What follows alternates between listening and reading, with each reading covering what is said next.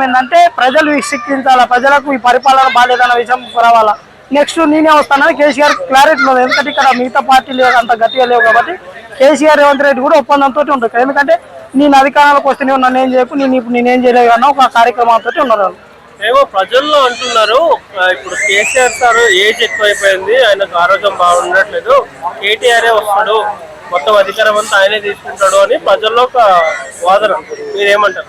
ఉంటుంది కానీ వాళ్ళ పార్టీ గెలిచిన తర్వాత నాకు గెలిచి ఎందుకంటే ముందే ఇస్తే హరీష్ రావు గారు బీజేపీలోకి పోయే కార్యక్రమాలు చేస్తారు. ఎందుకంటే హరీష్ రావు 10 సంవత్సరాలకి వెళ్ళి బీజేపీలోకి ఎప్పుడో రావాలని ఆలోచన కాబట్టి ఇప్పుడు చేయరు. ఒకవేళ అధికారంలోకి వచ్చిన తర్వాత ఒకవేళ ముఖ్యమంత్రి సీట్లో కూకునేట్టు ఎందుకంటే మనం ఆశ్చర్యపోవాల్సిన అవసరం లేదు. ఎందుకంటే వాళ్ళ పార్టీ వాళ్ళ నాయకులు ఇష్టం కాబట్టి అప్పుడు ఒకవేళ అంతకుముందే ప్రకటిస్తే హరీష్ రావు మాత్రం ఆయన ప్లానింగ్ తర్వాత ఏదన్నా నెక్స్ట్ స్టెప్ ఉండొచ్చని నేను అనుకుంటా ఉన్నాను. ఇప్పుడు హైడ్రా ఎట్లా ఉంది? హైదరాబాద్ అంతా ఒక డ్రామా అండి. ఏదంటే వాళ్ళ గత ప్రభుత్వంలో మైవం రామేశ్వరరావు కావచ్చు, వాసవ్ కావచ్చు, జైబేరి కావచ్చు, అనేక సంస్థల గవర్నమెంట్ భూములు అగ్గసగ్గల వాళ్ళు ఎంత పడితే అంత కంపేరు కదా. అమ్మిన భూములని వాళ్ళు డబ్బులు అడిగారు కాబట్టి కాంగ్రెస్ గవర్నమెంట్ వాళ్ళకి ఇవ్వలేదు. కాకపోతే ఇవ్వడంతో కూడా కారణం వల్ల హైడ్రా తీసుకొచ్చి అంటే పెద్ద పెద్ద కంపెనీలు ఇచ్చాయి. కాబట్టి మన పేదోళ్ళు ఎక్కడైతే చిన్న చిన్న రియల్ ఎస్టేట్ బ్రోకర్లు అమ్మి వాళ్ళ దగ్గర కట్టుకుంటారో వాళ్ళ పైన హైదరాబాద్ పోయిందంటే ఇది ఒక పెద్ద డ్రామా కంపెనీ. ఇదంతా ఉసుల కార్యక్రమం తప్ప ఎందుట్లో నిజమైన అంటే ఎన్నో సమస్యలు హైదరాబాద్ కూల్పడానికి ఎన్నో ప్రైవేట్ కంపెనీలు ఉన్నాయి. వాటిలో తెరే ఎవరు మల్లారెడ్డి ఇల్లుని పైన కూల్పారు, కాలేజీ కింద కూల్పలేదు. కాబట్టి అక్కడ ఏంటి కర్ణాటక ఆయన సెటిల్మెంట్ చేసుకుంది కాబట్టి ఇదంతా ఒక హైడ్రా అనేది ఒక దొంగ. రంగనాథ్ గారు మంచి కమిషనర్ కానీ ఆయన ప్రభుత్వంలో ఇచ్చినట్టు ఆడతారు. అదేముంటుంది చెప్పండి రాజకీయ. నిన్న కేసీఆర్ సార్ మీటింగ్ పెట్టారు, ఐడియా ఉందన్న మీకు? ఈ రోజు సార్ పెట్టారు, ఐడియా ఉందా? చూశాను, ఇంకా రాలేదు, లైవ్ లో రాలేదు. మీరు మొత్తం చూసారా? చూడలే. అయితే ఆ మీటింగ్ లో హరీష్ రావు సార్ లేరంట. సో ఎందుకు లేరు అంటే వీళ్ళకి మధ్య ఏమైనా మిస్ మ్యాచెస్ వచ్చాయని అదే అనుకుంటారు. అయితే ఆయన ఏం చెప్పారు, నాకు నెక్స్ట్ ఇప్పుడు హైకోర్టులో కేసు ఉంది కదా కాళేశ్వరం, సో దానిపైన నేను సుప్రీంకోర్టు పోవాలని లీగల్ గా పోయిందని వాళ్ళు చెప్తున్నారు.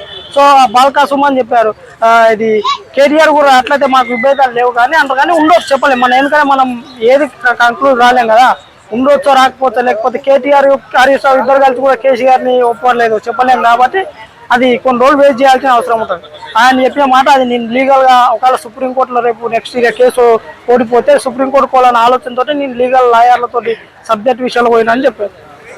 అయితే ఆ సభలో కేసీఆర్ సార్ ఏం చెప్పాలనుకుంటున్నారు అంటే ఏం చెప్పబోతుంది చూడాలి, ఏం చెప్తాడు. ఇక కాంగ్రెస్ పైన విమర్శలు చేస్తారా చేయలేదా చూడాలి. నెక్స్ట్ మాదే అధికారాలకు వస్తుందా లేక ప్రజలకు ఎలాంటి హామీలు ఇస్తారో చూడలేదు కాబట్టి మనం దాని గురించి మాట్లాడలేదు, చూసిన తర్వాత మాట్లాడలేదు. అయితే జీవన్ రెడ్డి సారు దీంట్లో జాయిన్ అయ్యాడు. సో ఆయన కోసమే ప్రత్యేకంగా వచ్చాడా లేదంటే తెలంగాణ ప్రజల కోసం వచ్చాడా లేదంటే మర్చిపోయే తెలంగాణ గుర్తిద్దాం నేను కేసీఆర్ది గుర్తుంటుంది. ఎందుకంటే కేసీఆర్ అనేది మనకు తెలుసు, ఆయన వస్తే సమాజం ఎట్లా రిసీవ్ చేసుకుంటారు, మీడియా కావచ్చు అన్ని కావచ్చు. సో ఆయన ఎప్పుడైనా గంభీరంగా కొన్ని రోజులు సైలెంట్గా ఉండి వచ్చి నేను వచ్చిన అనేది చూపిస్తారు. ఇప్పుడు మళ్ళీ నెక్స్ట్ ఇప్పుడు వచ్చి మళ్ళీ లోపలికి పోతారా, మళ్ళీ ఫామ్ హౌస్ ఉంటారా, బయటకు వస్తా అనేది చూడాలి. కాకపోతే తెలంగాణ ప్రజలకి ఈ రోజు సభలో మాట్లాడే విషయాలను బట్టి రేపు ఎలాంటి స్టెప్ వేస్తున్న బీఆర్ఎస్ అనేది మనం చూడొచ్చు. సో ఇప్పుడు జీవన్ రెడ్డి గారు టీఆర్ఎస్ లో జాయిన్ అయ్యారు. సో ఆయనకి ఎట్లాంటి హోదా ఇస్తారని మీరు అనుకుంటున్నారు? ఎట్లాంటిది ఇస్తారని జీవన్ రెడ్డి గారికి ఏదో ఒక చెప్తారు అంతే తప్ప బీఆర్ఎస్ పార్టీలే అట్లాంటి మంచి మంది మోసం చేశారు. కేసీఆర్ గారు విజయసాయి అనేక మంది. కాబట్టి ఆయన వయసు ఒక భవిష్యత్ టికెట్ కూడా ఇస్తారో లేదో చెప్పలేదు. ఎందుకంటే బలం ఉన్న నాయకుని పెట్టుకుంటే నియోజకవర్గం బలం పెరుగుతుందనే అవకాశం ఉంటుంది. కాబట్టి రాజకీయాలు ఎప్పుడు ఏదైనా మనం ఒకవేళ మళ్ళీ సంజీవ్ గారు మళ్ళీ తిరిగి వచ్చినాకు మళ్ళీ ఆయనకి టికెట్ చెప్పలేము కదా. జీవన్ రెడ్డికి ఏదైనా ఎమ్మెల్సీ ఇచ్చి మంత్రి పదవి అధికారాలకు వస్తాయని హామీ ఇవ్వచ్చు. కాబట్టి ఇవన్నీ రాజకీయాలలో మోసాలు ఉంటాయి, హత్యలు ఉంటాయి, రకరకాలు ఉంటాయి. అది మనం నమ్మాల్సిన అవసరం లేదు. సో అంటే ఇప్పుడు ఈయన చేరికని మనము అంటే నమ్మొద్దు అంటున్నారా మీరు?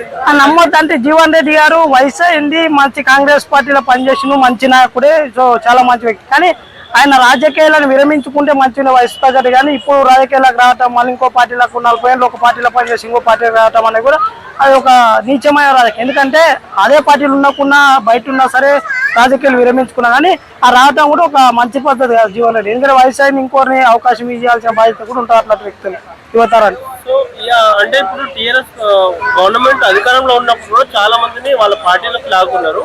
ఇప్పుడు అధికారం లేనప్పుడు కూడా కొంతమంది లాక్కునే ప్రయత్నమే చేస్తున్నారు.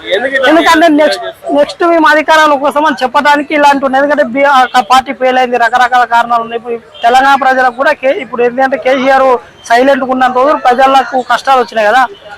ప్రజలకు కూడా ఒక ఆలోచన ఏమంటే కేసీఆర్ అధికారాలకు వస్తారని ప్రజలకు కూడా అర్థమైంది. ఎందుకంటే రేవంత్ రెడ్డి పరిపాలన మంచి లేదు.